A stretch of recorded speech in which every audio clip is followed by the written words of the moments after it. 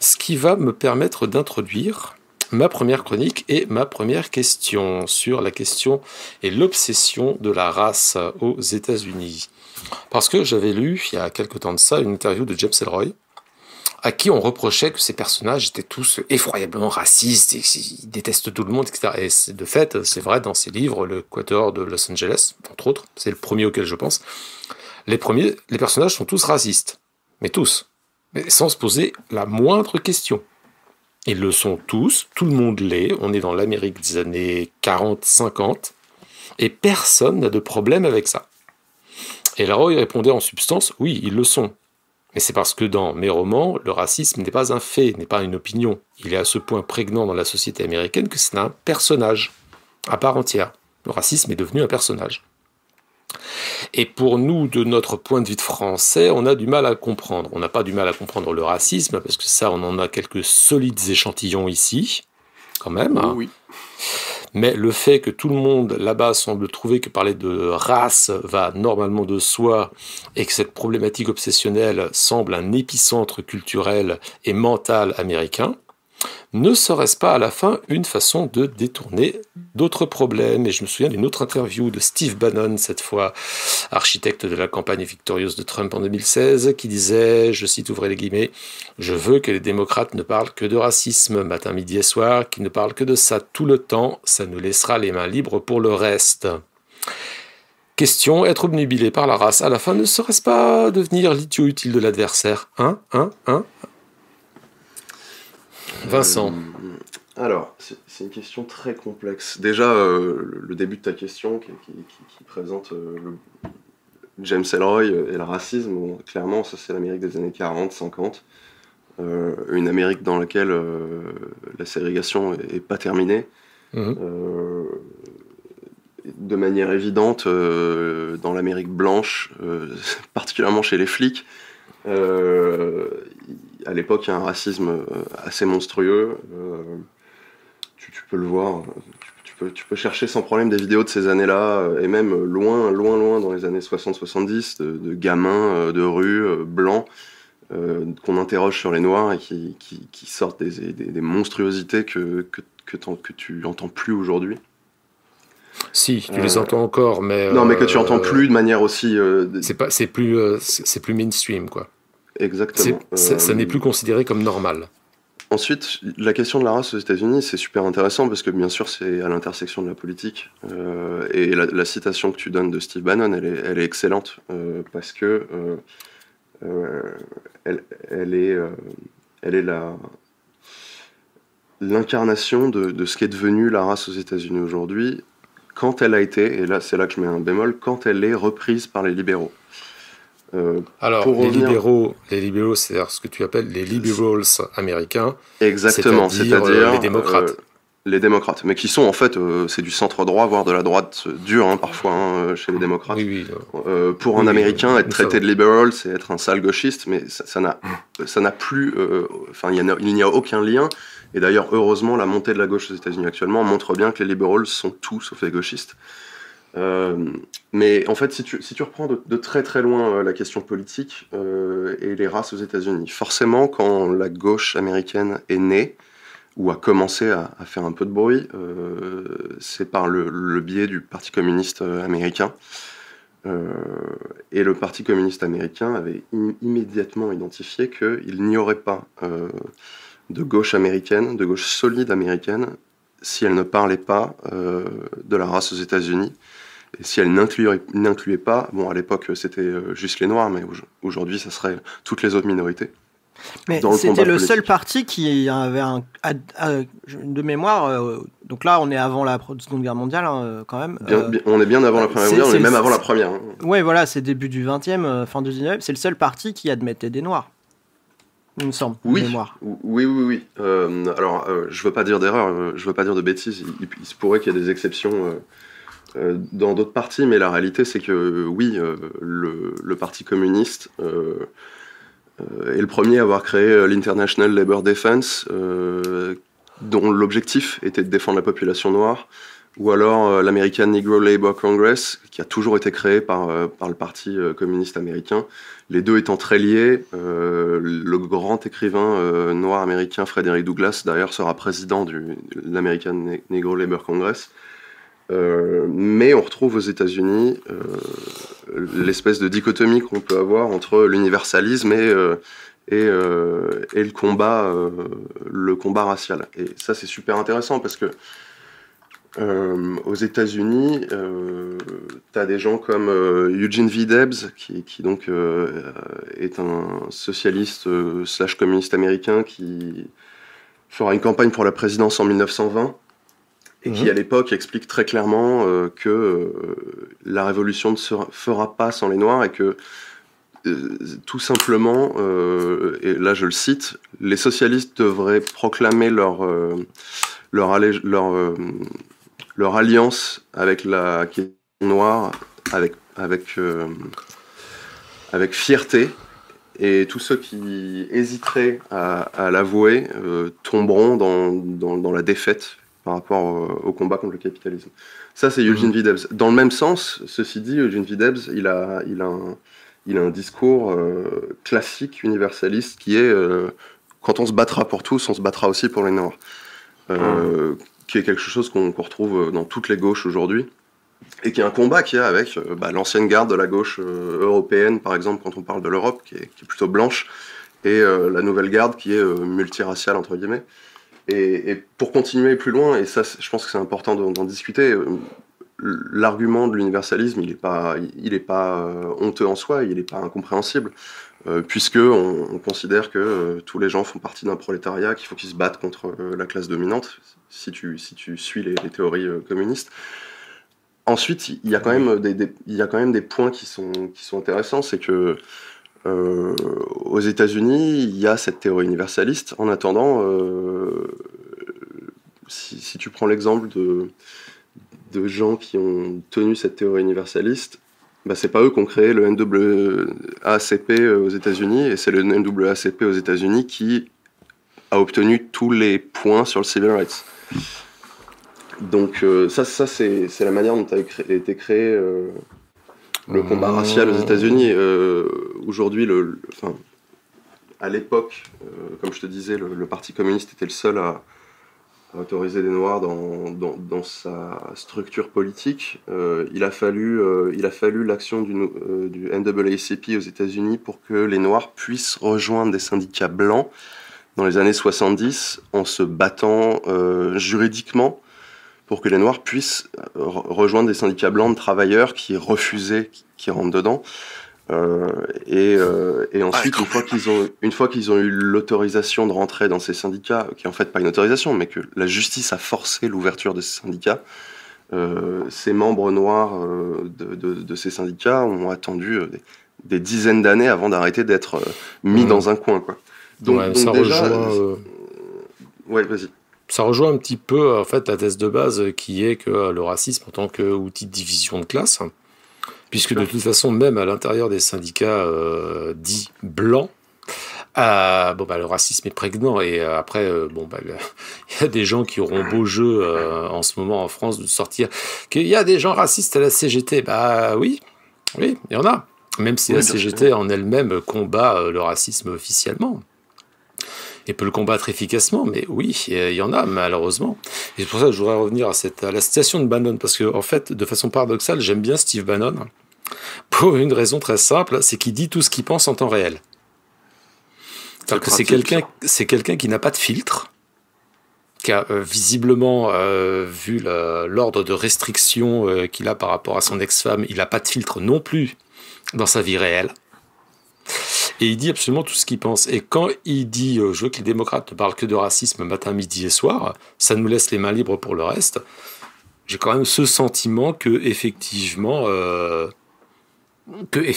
oui, ces interminables débats sur le racisme qui se redoublent aux États-Unis de tout aussi interminables débats sur l'avortement qui prennent une place absolument démesurée dans le champ public, servent aussi à la droite, et ils le savent très très bien, à camoufler autre chose. Quand en France on a des Zemmour ou des Eugénie Bastier qui n'arrête pas de dénoncer le progressisme. Regardez, des États-Unis qui vient avec des exemples, puis ils en ont à la toque, en dénonçant le politiquement correct, la cancel culture, la repentance blanche, etc., etc. Bastier et Zemmour sont pas des idiots. Ils savent très très bien qu'en accusant ça d'être le progressisme, alors que c'est une fraction du combat progressiste, c'est une fraction, ce genre de choses, ils vont pouvoir tout détourner l'attention et disqualifier complètement leurs adversaires, qui passeront un temps absolument infini à s'en justifier, et ça permettra de faire passer toute autre chose. Comment faire accepter par exemple la casse de l'hôpital public qu'on voit en ce moment, et la volonté de privatisation de la sécurité sociale. Et la volonté de privatisation de la sécurité sociale, là c'est très très simple, ça affectera tout le monde. Les Babtou, les bronzés, tout le monde. Ouais. Attends, Vince, avant que tu répondes, je voulais juste rebondir sur ce que disait Thierry, puis ça va sans doute te permettre d'enchaîner en plus, donc c'est pratique. J'ai quand même l'impression, quand tu reprends l'histoire des États-Unis, dont tu as fait des gros épisodes un peu pour remettre des jalons, que en gros, il y avait les grandes étapes du progrès social aux États-Unis, que ce soit sur les questions sociales ou sur les questions plus spécifiquement de race. Elles ont quand même eu lieu dans un contexte où tu avais une association des deux combats, entre guillemets, même si on peut les penser comme n'étant pas dissociés, c'est ce que tu disais, en allant même jusqu'à l'époque des années 60, où comme tu le dis, c'est les mouvements noirs qui ont obtenu leur droit civique un peu tout seuls, mais beaucoup de ceux-là étaient quand même vachement animés par une idée très lutte des classes. Enfin, quand tu prends les Black Panthers, ils se revendiquaient communistes, en plus du reste, et ils ont fait de la politique ouvertement communiste aussi sur le plan social. Et anti-impérialiste, oui, bien sûr. Et anti-impérialiste, etc. Mais alors, est-ce que moi, je serais curieux de connaître la suite, parce qu'en fait, c'est la suite qui nous intéresse un peu, puisque après, à partir des années 80, avec le backlash réganien, le début de ce que la droite entretient comme guerre culturelle, etc. Est-ce qu'on n'a pas vu du coup de cette association des combats sociaux et d'égalité raciale, la partie sociale s'effacer sous pression de la droite, sous pression du néolibéralisme, sous pression du retour extrêmement bourrin de nouvelles formes de religieux, et du coup n'en reste que les revendications d'égalité raciale et communautaire, parce que le reste a été repoussé, entre guillemets, en fait. Alors, vous avez tous... Enfin, ce que vous évoquez, c'est dense. Donc, je vais reprendre... Oui, c'est super dense, mais c'est super intéressant. Et en fait, il y a l'arc dedans de tout ce qu'on doit discuter pour parler de la race aux États-Unis. Juste avant de venir à Steve Bannon, qui est un personnage extrêmement intéressant, au même titre que Trump, et qui sont formidables. Attention, j'utilise formidable entre guillemets pour ça, c'est qu'en fait, c'est des gens qui sont tellement dénués d'empathie et qui sont tellement des sociopathes que, de fait, quand ils parlent, ils mettent l'empereur à nu. Parce que ils ont aucune capacité à cacher la saloperie de ce qu'ils sont en train de faire. Donc ça, on va y revenir juste après. Mais juste avant, pour finir, parce que je pense que c'est très important, il faut savoir que nous, on n'a pas eu cette influence-là, mais aux États-Unis, parce qu'en Europe, tu as l'influence quand tu es communiste ou que tu es de gauche socialiste, tu as l'influence de Marx, tout simplement, qui est là. Aux États-Unis, quelque part, oui. Oui, toujours. Aux États-Unis, l'influence de Marx, elle existe, bien sûr, puisqu'elle a créé le Parti communiste américain, mais tu as un penseur très très connu qui s'appelle Webb Dubois, qui est le premier diplômé noir de Harvard, qui était un grand orateur, qui a écrit très longtemps, qui a créé le NAACP, qui je crois est mort dans les années 60. Lui, il avait théorisé le fait qu'il y a deux prolétariats. Et en fait, il y a deux prolétariats parce qu'il y a un prolétariat minoritaire, donc de couleur, et il y a un prolétariat blanc. Les deux sont opprimés par le capitalisme. Mais il y en a un qui est utilisé pour écraser l'autre encore plus. C'est le prolétariat blanc. Le prolétariat blanc qui est voilà, à qui on dit de ne pas mettre ses enfants dans les mêmes écoles que les Noirs, à qui on dit que si les Noirs travaillent avec toi, ils vont baisser ton salaire parce qu'ils acceptent de travailler pour moins, pendant qu'on écrase toute possibilité de syndicat noir à côté pour pas qu'ils puissent demander plus, etc. Donc il faut toujours se rappeler de ça, c'est qu'aux États-Unis, la construction raciale des États-Unis, le fait que l'esclavage ait perduré aussi longtemps, le fait que malgré tout, quand l'esclavage a enfin été aboli, le système a tapé encore plus fort avec Jim Crow en fait. Oui. En fait, quand le Nord a gagné contre le Sud a crié « Ah mon Dieu, unité, faisons unité », exactement ce que sont en train de faire les républicains d'ailleurs. Quand tu leur dis de faire unité en temps normal, ils te disent d'aller te faire foutre, mais quand ils sont en train de perdre, ils te disent qu'il faut faire une unité. Ouais. Bon, les riches blancs du Nord qui venaient de gagner la guerre, on leur a demandé de l'unité, ils se sont dit bon, on va pas continuer une guerre civile pendant 50 ans, donc on va accepter de rendre un peu de pouvoir aux blancs dans le Sud. Et qu'est-ce qu'ils ont fait les blancs dans le Sud immédiatement? C'est Jim Crow. C'est écraser les hommes noirs et la simple possibilité que exactement. Vous êtes libre, essayez d'être libre maintenant. Vous êtes libre sur le papier, essayez d'être libre quand vous n'avez pas de syndicat, quand vous n'avez pas le droit d'aller voter, quand il faut aller dans des toilettes différentes des autres, quand vous n'avez pas le droit d'aller dans le même bar, etc. Donc ça, c'est la construction raciale des États-Unis et c'est quelque chose qui perdure jusqu'aujourd'hui et tu pourras pas parler des États-Unis de la même manière que tu en parles en Europe. On n'a pas eu cette influence-là. Nous, il n'y a pas de grand penseur européen qui a une théorie raciale qui va contre Marx en Europe. Eux, ça fait partie de leur histoire. Donc ça, c'est le premier point pour finir ce que je disais, en fait, avant que tu poses ta question.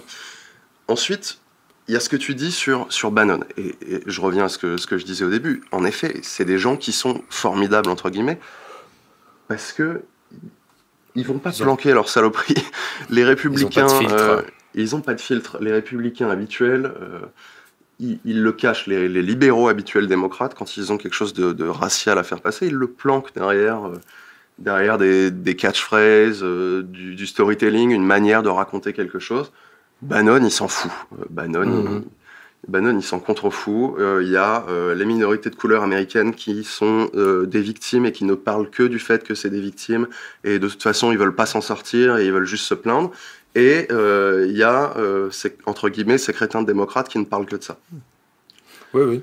Là où il faut faire une distinction qui est super importante, c'est que, en fait, la race aux États-Unis aujourd'hui, politiquement, en tout cas dans le camp libéral, je vais pas parler du camp républicain parce que je m'y intéresse moins et qu'il y a moins de choses intéressantes à dire dessus parce que ça n'a pas trop bougé.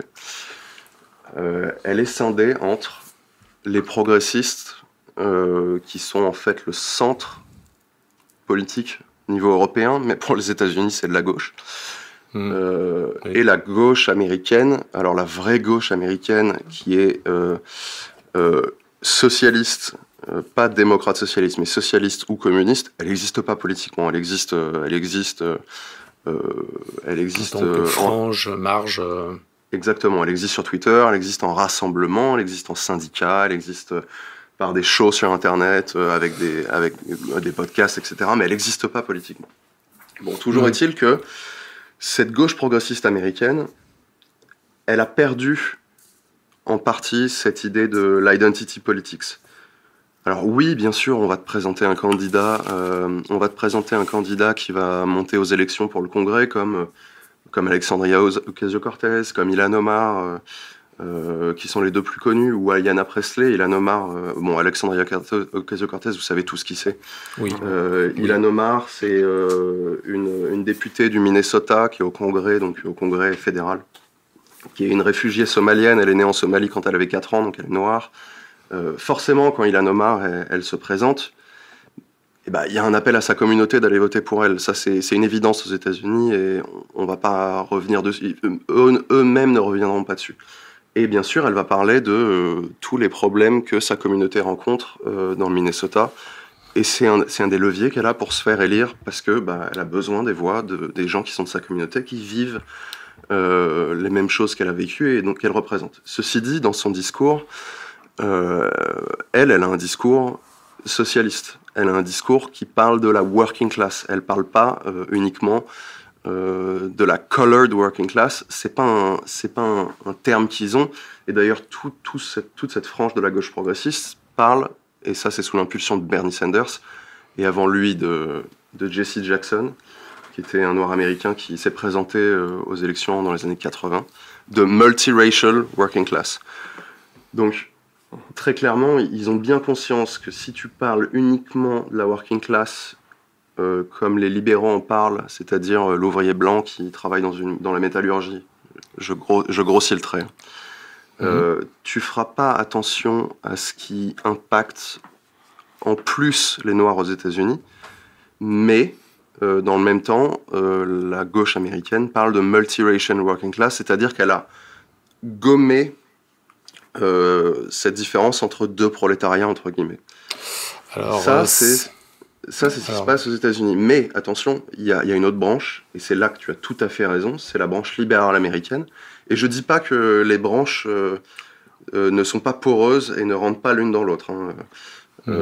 T'as des démocrates américains libéraux, donc plutôt de centre-droit à droite, qui parlent de multiracial working class, et t'as des progressistes qui jouent l'identity politics à fond.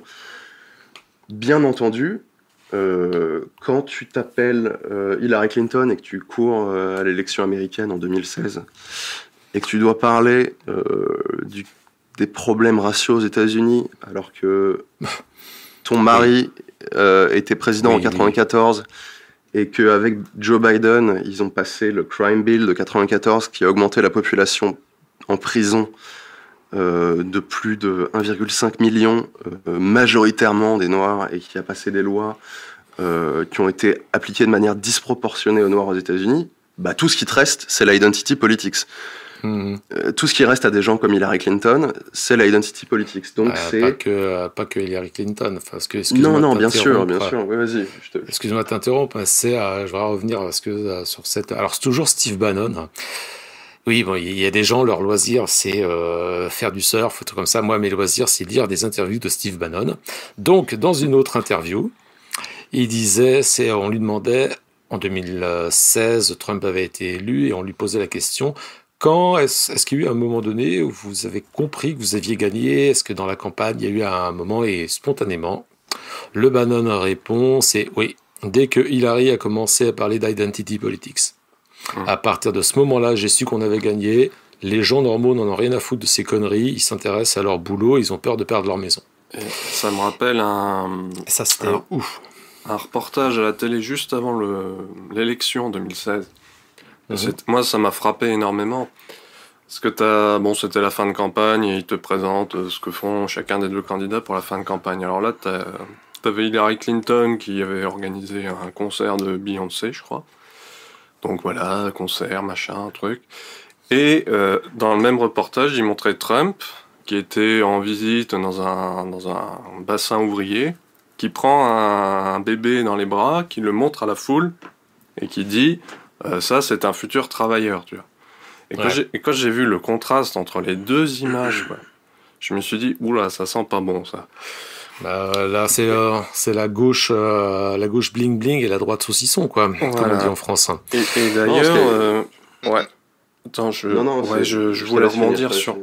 Ouais, je voulais rebondir là-dessus, c'est que il y a quand même, les démocrates, en gros, ils prennent le soutien des communautés, des minorités comme un dû, quoi. Dire t'es noir, t'es latino, normalement tu dois voter pour nous. Et ce qu'on n'a pas peut-être, on en a un peu parlé, mais pas trop. Bon, Trump, là, il fait 74 millions de voix. Il en fait, je crois, 10 millions de plus que la dernière fois, quand même. Et notamment, ce qui est notable, c'est qu'il fait plus 4 points chez les Noirs et plus 3 points chez les Latinos.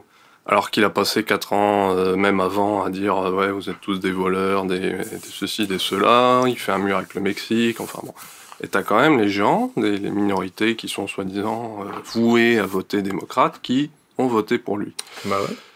Pourquoi les pauvres votent à droite, hein, et surtout pourquoi les pauvres ne votent plus à gauche? Bah oui, mais parce qu'ils veulent servir. Oui, vas-y. Ouais. Non, mais il y a un exemple que j'ai lu là récemment que j'ai trouvé très éclairant, que vous allez tous trouver très éclairant, j'espère. C'est par exemple, t'as la communauté hispanique là au Texas qui, avant, votaient traditionnellement démocrate, etc. Et donc, c'est dans le Rio Grande. Et là, en fait, ils ont voté majoritairement Trump parce qu'ils ont eu peur de Biden qui voulait revenir dans l'accord de Paris. Donc, ils ont eu peur que ça ait des répercussions sur l'industrie pétrolière. Or, c'est l'industrie qui emploie bien dans le coin, y compris quand t'as pas de diplôme, qui te paye bien. Donc, en fait, ils ont préféré voter Trump parce qu'ils disent, bah ouais, très bien, il est raciste, tout ça, mais l'autre, il va nous faire perdre notre boulot, quoi. C'est ça. Ou en tout cas, c'est ce que les républicains ont voulu faire croire. Voilà. Donc, mais c'est vrai que l'état de la gauche, on va pas revenir dans un trop long débat. Ce que tu dis, c'est sur Steve Bannon, par exemple. Cette citation, elle est formidable parce que, en fait, je pense qu'il faut la mesurer. Ce qu'il dit, c'est quand j'ai entendu Hillary Clinton parler d'eux. C'est pas quand j'ai entendu parler la gauche américaine parler d'eux.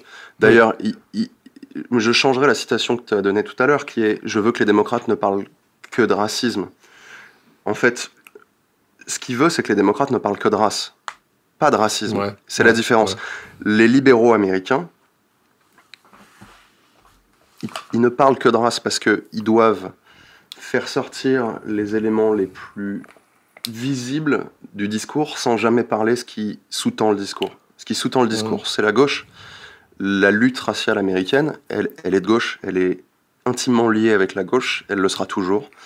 Et la gauche a été, même si la gauche américaine est pas tout à fait formidable dans la lutte raciale. Il y a plein de moments où les Noirs ont dû faire les choses absolument tout seuls, mais la gauche américaine a toujours été une alliée, bien entendu, de l'émancipation des minorités américaines. Quand Hillary Clinton en parle, elle a besoin de ce bling-bling, elle a besoin de montrer Beyoncé, elle a besoin de montrer des businessmen américains qui ont réussi, parce qu'elle veut pas parler des Noirs américains qui n'ont pas de couverture santé universelle et qui crèvent parce que ça l'intéresse pas, parce que ça ne suivra pas son programme. Et puis ça coûterait trop cher. Ça coûterait trop cher. Et à côté de ça, Trump, il est brillant entre guillemets parce qu'il a compris que son électorat, ou ce qui allait renverser Clinton, c'est pas le racisme. On dit souvent, pour dédouaner les libéraux américains, que le vote Trump, c'est un vote raciste. Non, c'est faux. Quand tu regardes le vote Trump, il y a bien entendu une marge raciste dans le vote Trump, qui doit être de l'ordre, une marge foncièrement raciste. Alors, je ne dis pas que les gens qui votent Trump sont pas racistes, loin de là. Mais les gens qui se sont déplacés par intérêt purement raciste, ça représente moins de 5% des gens qui ont voté pour lui. Ensuite, dans les gens qui ont voté pour lui, il y a plein de sentiments racistes. Bien entendu. C'est pas des gens qui sont allés voter pour ça. Et Trump, il a compris, et ce qui l'a fait gagner sur Clinton, et ce qui me fait dire aujourd'hui, toujours en 2020, malgré ce que peuvent tenir, le discours que peuvent tenir tous les éditorialistes de droite, ce qui me fait dire aujourd'hui que Bernie Sanders aurait gagné en 2016, c'est que ce qui a gagné l'élection américaine de 2016, c'est le libre-échange. Ouais. C'est ce qu'avait amorcé Clinton dans les années 90, les traités de libre-échange, exactement, qui ont fait partir l'ensemble des jobs du Michigan, de l'Ohio, etc., qui étaient dans l'industrie lourde, à l'étranger. Et ça, Trump, il le comprend. Trump, il promettait bring back the jobs. Exactement. Il promettait explicitement de ramener les emplois. Exactement. Et Bernie Sanders le promettait aussi. Ouais. Et ça, c'est pas 3-4% du vote. Ça, c'est 7, 8, 10% du vote. Et c'est la différence entre la défaite et la victoire. Et d'ailleurs, pour finir sur ce sujet, Trump, il est dans une usine en train de porter un petit bébé devant la caméra et de montrer qu'il est du côté du travailleur, ce qui est risible quand tu sais que c'est l'homme le moins aux côtés des travailleurs des États-Unis. Ouais.